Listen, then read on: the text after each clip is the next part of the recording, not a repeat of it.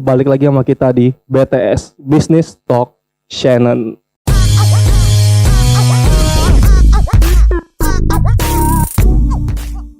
Oke teman-teman semua, penonton setia BTS dimanapun berada, jangan lupa subscribe dulu channel kita teman-teman sebelum mulai untuk menonton hari ini ya. Jadi hari ini gua di BTS nggak sendirian. Hari ini gua ditemani dengan lawan bicara yang memang luar biasa teman-teman. Semuanya udah pasti tahu orang ini orang yang sudah lama banget berkecimpung di dunia bisnis. Jatuh bangun asem garam udah tahu semua. Nah hari ini kita akan ngulik nih tentang milestone dia, tentang pengalaman dia, apa aja yang udah pernah dia lewatin, apa aja yang udah dia rasain dalam menjalankan bisnis dengan tema mekanika harta dan waktu. Marilah gua panggilkan, karena kalau gua ngomong ngebacot sendiri kayak gini nggak asik juga lama-lama ya. Jadi langsung gua panggil, inilah Mas Dana. Yeay, Tok tangan dulu nih. Jadi Mas hari ini tadi ngopi enak banget tuh kayak. parah. Coba seruput dulu Mas kopinya. Boleh. Boleh dong. Asik. Suaranya parah. Aduh. Nah, jadi gini Mas. Kemarin kan kita di BTS mic-nya kurang oke ya. Oh iya. Sekarang nih kita muncul dengan tampilan baru teman-teman. Ada mic bagus ini. Terima kasih Mbak Dina. Terima kasih orang nggak ada di belakang mic ini. Terima kasih Shannon. Thank you Shannon. Nah jadi kita bicara tentang tema hari ini Mas, mekanika harta dan waktu nih. Nah kenapa sih Mas, ada apa sih dengan mekanika harta dan waktu ini sendiri gitu? Jadi kalau kita bicara mengenai waktu sama harta ya, itu kita sering banget mendengar kata itu kan dari biasalah penggiat marketing ya, bahwa kita akan mendapatkan kebebasan finansial, kebebasan waktu. Betul. Namun yang nggak banyak orang tahu kan bagaimana cara meraihnya. Betul. Seperti itu. Itu sesuatu yang real, tapi orang untuk mendapatkannya mungkin belum ada pembelajarannya. Benar-benar. Nah ini hari ini akan kita bahas. Kita kulik tuh hari ini. Kulik. Nah, oke deh. Tadi kan Mas sudah singgung nih tentang MLM, multi level marketing. Tapi Mas tahu kan stigma di masyarakat nih tentang MLM itu bisa kita bilang buruk nih Mas. Nah, menurut Mas sendiri mengenai pandangan masyarakat tadi MLM buruk itu gimana Mas? Oke, berarti kita ngomongin stigma masyarakat dulu ya. Yes. Kemarin gue baru tuh baca di satu YouTube ya, di YouTube banyak banget kan yang bicara mengenai MLM itu sendiri, Yes. kejelekannya bagaimana, bla bla bla. Ada satu kata-kata yang menurut gue banyak banget gue temuin, itu adalah bahwa di MLM ini salah satu stigmanya ya, bahwa yang dapat uang itu hanya orang-orang yang di atas, top leadernya aja yang ngomong seperti Orang-orang yang pertama kali masuk. seperti itu.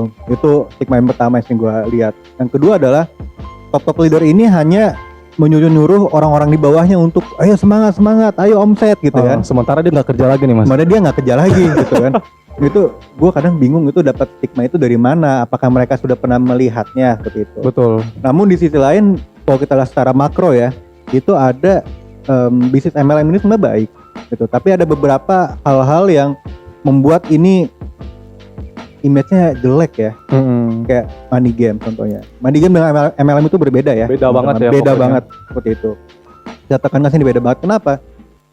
Ada banyak hal lah, kalau bahas itu bisa sampai pagi. Bisa Banyak sampai banget pagi. perbedaannya seperti itu. Ntar ada segmen khusus. Ada segmen khususnya mungkin ya, ngebahas MLM versus money game misalnya. MLM versus money game. Ditunggu teman-teman semua. Dan yang tidak baik itu adalah money game. Gitu. Dan money game itu tiap hari mungkin muncul di Indonesia ya, hal-hal yang baru-baru. Betul.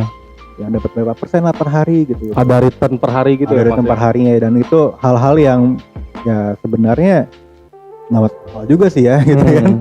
Tapi ya itulah yang banyak, dan itu banyak didapatkan oleh masyarakat. Maka Betul. dari itu masyarakat langsung berbicara mengenai MLM. Kenapa MLM? Karena bahasanya rekrut kan. Iya. Seperti itu, seperti skema apa itu kan. Pokoknya orang kalau denger bisnis apa nih, rekrut orang nggak, aduh MLM. Waduh MLM, Tinggalin doang. MLM penipuan nih, dengan scam nih gitu. Bingung gua kadang-kadang. Kok scam gitu ya. Padahal MLM itu yang besar itu banyak banget. Banyak. Banyak banget. Yang baik itu banyak banget. Ikutlah yang baik gitu. Ikutlah yang baik, dan kalau ada bau-bau money game nanti yang kita bahas selanjutnya apa sih biji money game. Nah itu hindari. Seperti itu. Oke, nah jadi tadi kan Mas sudah kupas makro mikro ya mengenai stigma. Nah kayak gini Mas, orang itu kan bisa berbicara seperti itu, mungkin karena mereka pernah jadi korban. Berarti kan kita nggak bisa pungkirin ada oknum nih dulu, oknum yang bikin MLM ini jelek gitu Mas. Nah, pendapat Mas sendiri nih tentang oknum-oknum tadi ya, yang mengatasnamakan bisnis dia nih MLM, padahal tujuan dia sendiri memperbanyak income dia sendiri, jadi kayak ngeruk orang lain lah gitu. Nah, pendapat Mas gimana tentang oknum-oknum tadi? Lahirnya oknum-oknum tersebut itu nggak jauh dari kurangnya edukasi orang ya mengenai bisnis yang baik seperti itu. Jadi memang kita tidak bisa full menyalahkan oknum-oknum tersebut karena mereka ada karena kesempatan. Betul. Businessman itu ada karena kesempatan. Sekarang ini orang banyak banget lah orang di luar masa pandemi ini juga itu yang membutuhkan uang dan mungkin malas bekerja. Benar. Mungkin mau cari cara cepat, instan dan lain-lain. Dan ketika ada orang menawarkan dengan cara instan, nih Bapak bisa cepat kaya, Bapak bisa ini gitu. Mungkin orang yang sedang butuh banget itu akan tertarik. Makan iming-iming, makanya jualah motor, jualah ini, seperti itu kan. Benar. Banyak banget hal yang kayak gitu. Dan ya itulah titik yang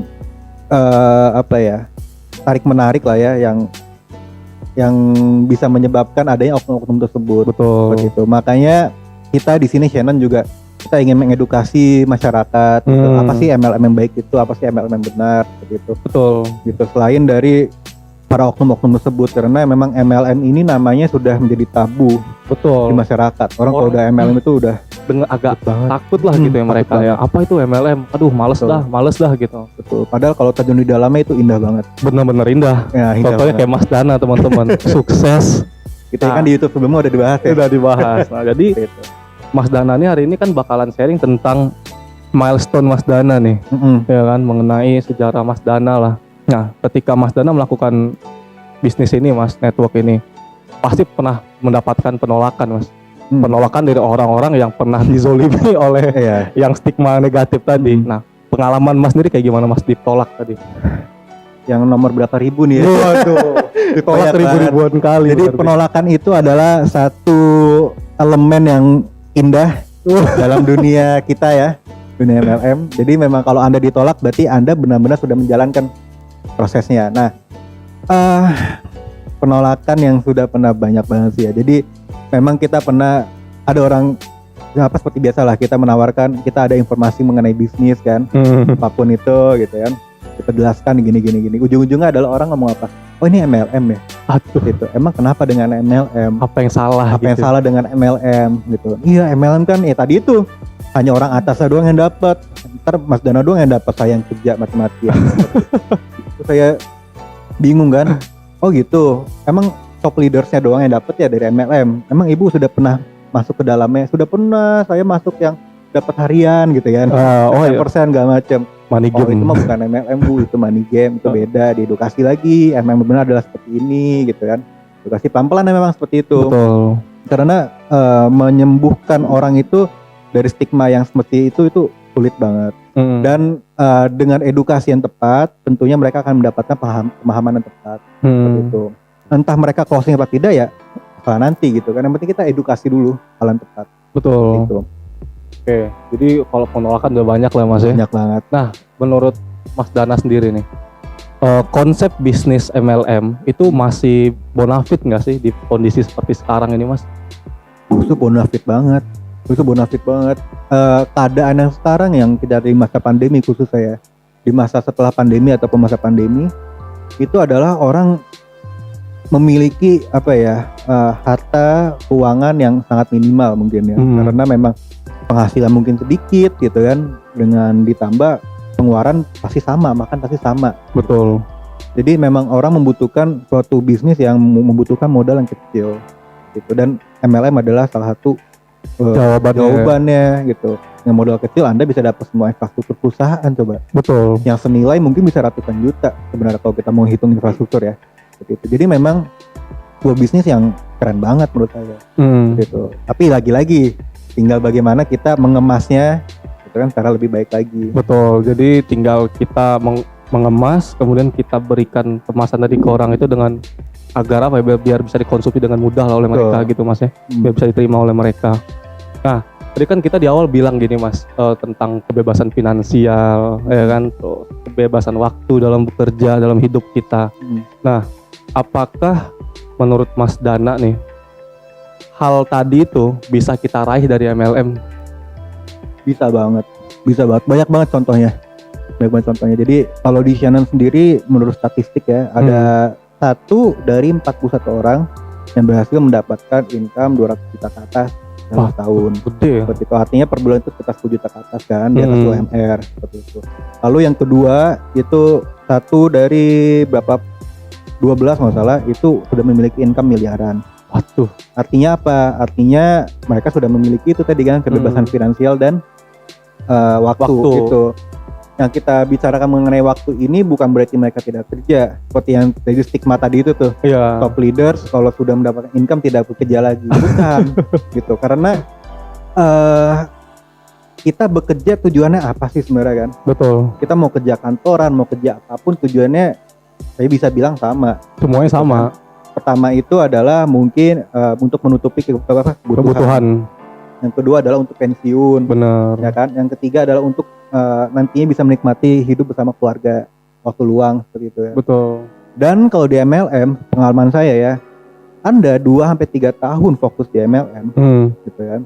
Bangun jaringan, bangun aset yang besar di sini. Asetnya itu adalah jaringan. Network tadi ya Mas ya. Tadi yang besar. Sama 2-3 tahun saja.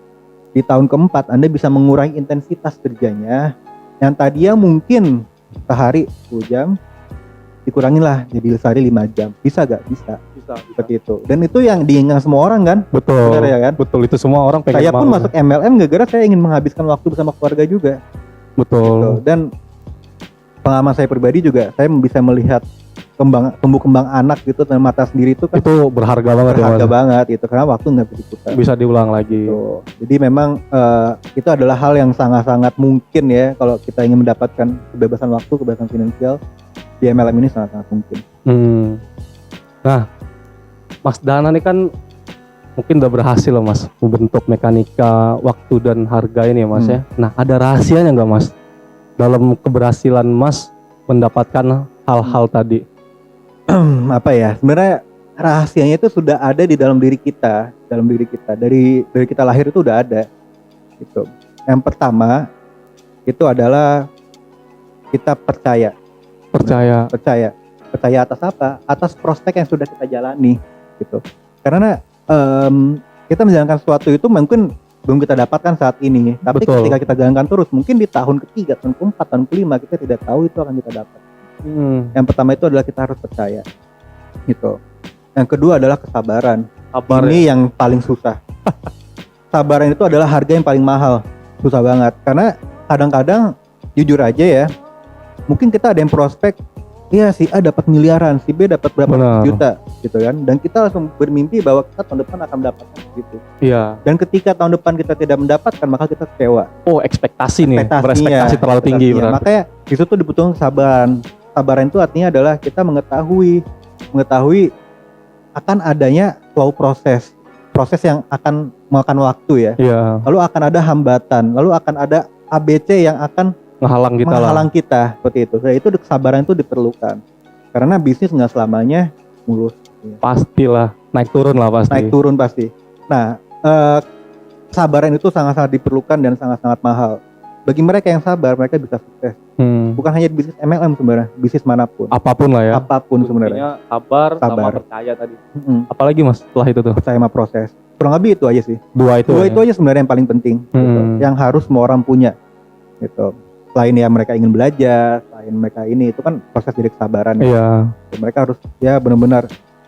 Artinya sebagai pebisnis kita dituntut untuk terus mau mengupgrade diri kita ya Mas ya. Level diri kita untuk diupgrade terus supaya ya diri kita cocok dengan income yang masuk lah gitu. Betul. Ya. Kalau misalnya duit kita miliaran nih, terus gaya hidup kita kayak apa ya, nggak sesuai dengan income tadi, ya agak susah juga sebenarnya. Itu yang bahasa Mas Aldi kemarin ya YouTube ya, financial planning. Jadi memang financial planning di MLM itu dapat duitnya gampang, ngeluarin juga gampang. Betul. Jadi emang jujur aja banyak banget ya banyak banget orang-orang yang mendapatkan duit kaget lah ibaratnya. Betul. Tiba-tiba sebulan dapat 40 juta, 50 juta, itu banyak banget gitu.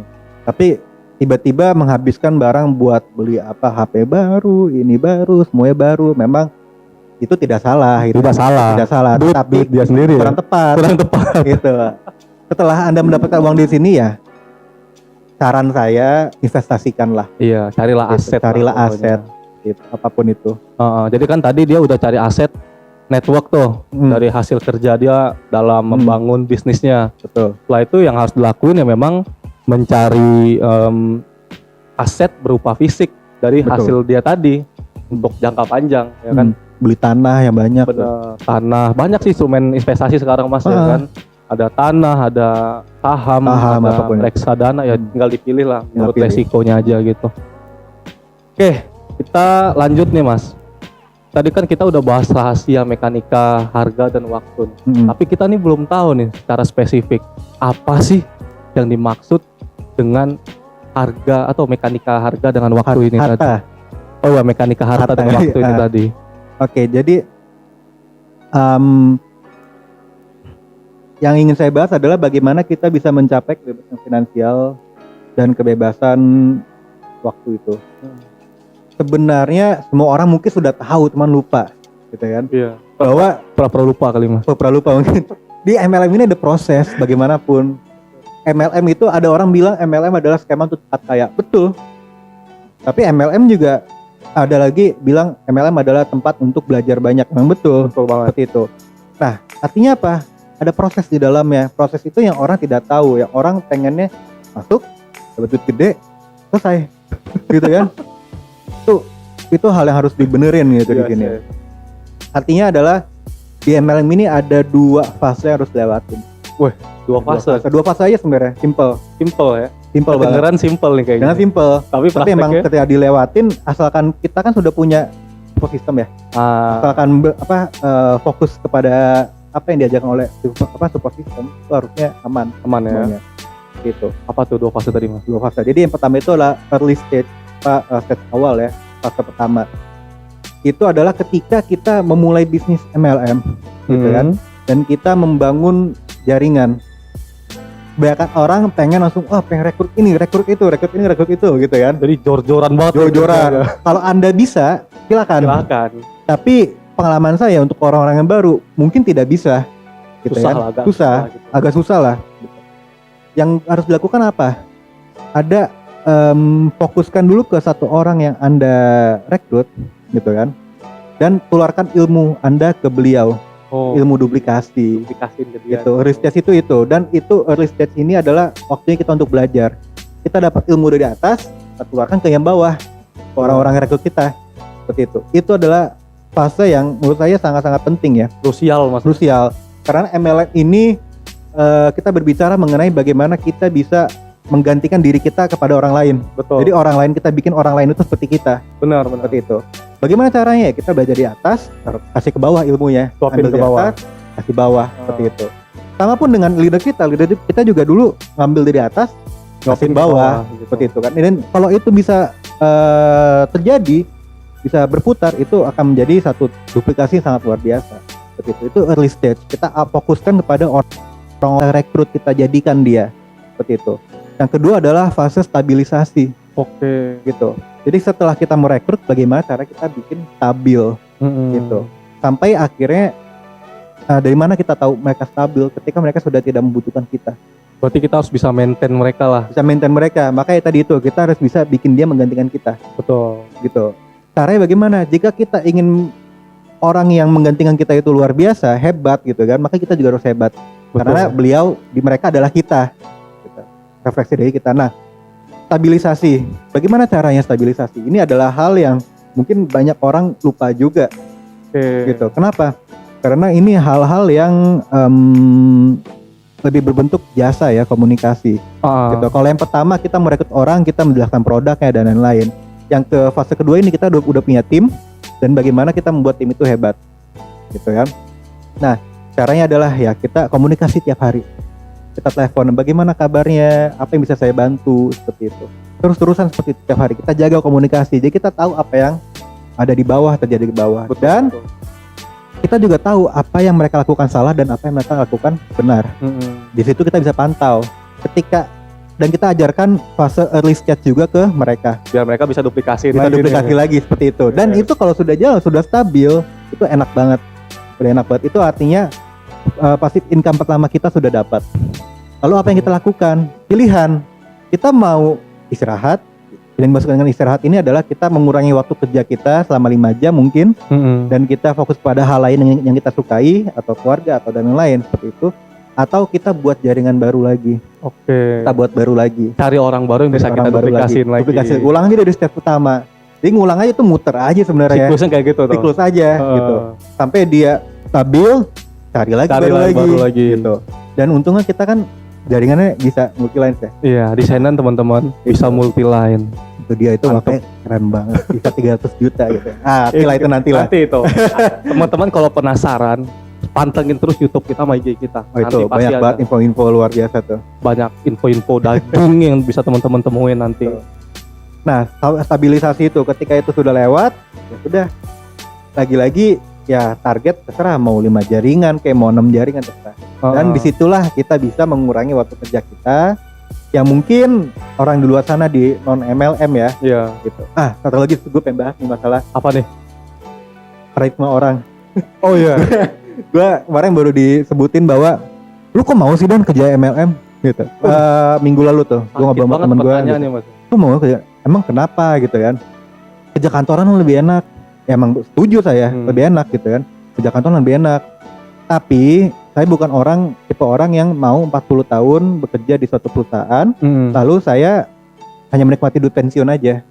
Tuh, saya mau kerja saya saya mau kerja 5 tahun nih, membangun orang, untuk orang juga, lalu saya bisa menikmati kisah hidup saya gitu kan, menikmati hobi saya nantinya, dan orang tersebut juga bisa menaikkan taraf hidupnya gitu. Orang yang saya ajarkan itu dua hal yang berbeda. Jadi saya bingung kadang-kadang orang yang ngomong MLM itu scam.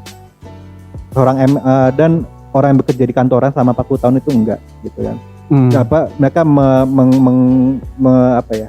menurunkan derajat ya prejudis ya. Iya, prejudis itu ke kata bersalah MLM gitu. Padahal intinya sama aja bahwa kita ingin menikmati hidup ujung-ujungnya. Benar. Intinya kita menimbun aset kita, harta kita untuk kita nikmati nantinya. Betul. Cuma bedanya kalau di MLM kita tidak dibatasi waktu. Kalau mungkin kalau di menjadi karyawan kita agak dibatasin waktu.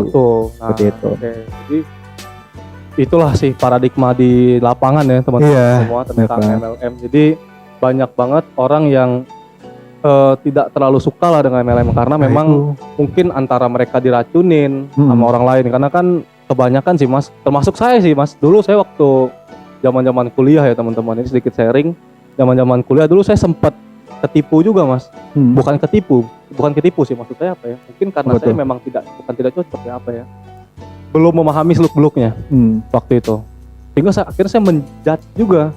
Seperti yang kayak Mas bilang tadi, saya menjustifikasi MLM ini juga nggak beres.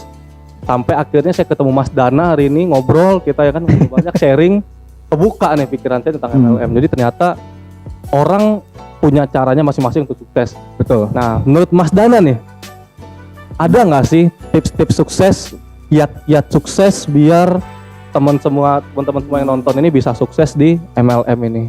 Kayak gimana?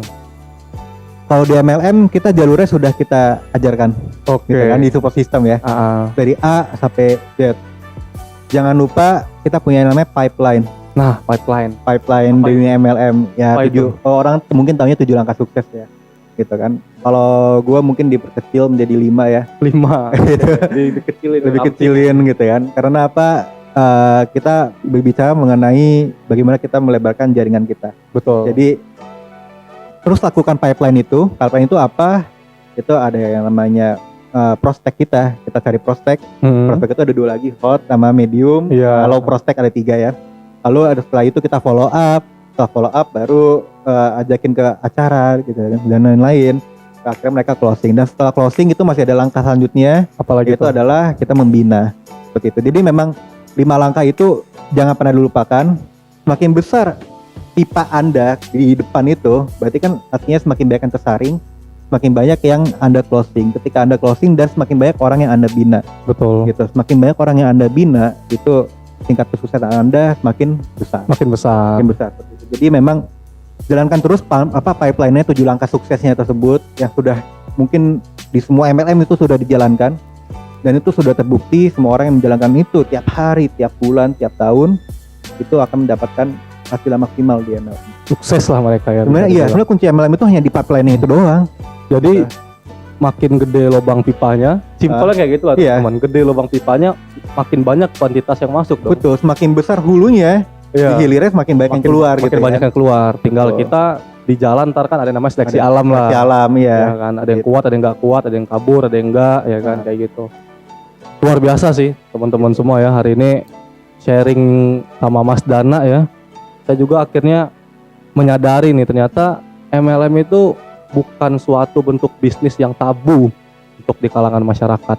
Harusnya teman-teman semua mau mengeksplor dulu nih, apa sih sebenarnya MLM itu. Terus mau mendengarkan dari orang-orang yang memang sudah berpengalaman di dunia MLM. Contohnya kayak Mas Dana nih, seperti yang kita lakukan hari ini. Kita melakukan sharing tentang MLM, tentang pipeline dan segala macam. Jadi dan akhirnya saya pun baru sadar ternyata memang ada pipeline, ya kan. Terus di awalnya MLM itu kita harus bentuk network dulu ya Mas ya, Iya. sebagai aset kita, Kita. kayak gitu. Penolakan itu udah hal biasa lah. Kayak Mas Dana ditolak ya ribuan kali mungkin Mas ya. Ribuan sih. Ribuan teman-teman Banyak, ya. mungkin banyak banget. Dikatain juga sering. Tuh. Jadi udah kayaknya Wajar udah lah. tebel ya Mas ya. Tebel. Cuekin aja. Kalau emang jadi mencari tim itu nggak semuanya harus disosor. Cari yang mau dan cari yang punya dedikasi. Itu yang akan kita bikin dia menjadi seorang leader yang hebat. Keren banget. Kata penutup dari Mas Dana tadi keren ya. Keren luar biasa teman-teman. Jadi jangan paksa orang yang nggak mau. Cari orang yang mau, berdedikasi, baru kita bentuk dia jadi leader yang hebat. Ya, betul. Jangan capek-capek lah Mas ya, bentuk Capek-capek, orang iya. yang nggak mau ya. Oke teman-teman, segmen BTS hari ini Udah nih. banget. Baru Tapi- panas. Tapi saya udah seneng nih Mas. Ah. Senengnya karena kita punya mic baru nih. Lagi dibahas lagi. Bahas lagi di mic baru kita. Artinya channel YouTube-nya program kita itu memiliki respon luar biasa. dari Respon luar teman-teman. biasa. Jadi ini salah satu bentuk effort kita juga lah teman-teman untuk menyampaikan pesan-pesan dengan kualitas yang lebih maksimal pada teman-teman penonton semua. Nah tapi satu Mas, saya minta tolong satu nih sama penonton kita. Apa tuh? Subscribe dulu. Nah itu. Subscribe, like, komen. Itu gratis semuanya ya. Gratis. Langsung dilakuin sekarang. Oke. Thank you Mas Dana. Thank you Mas Arsi. Keren banget Kapan hari kita ini. ngobrol lagi? Kita ngobrol lagi dalam waktu dekat ngebahas tentang money game ya. Itu bagus, lebih jago tuh masalah itu. Bagus sama Mas Bagus, Dana lebih nih. jago. Cocok nih. Iya boleh sih. Minggu depan.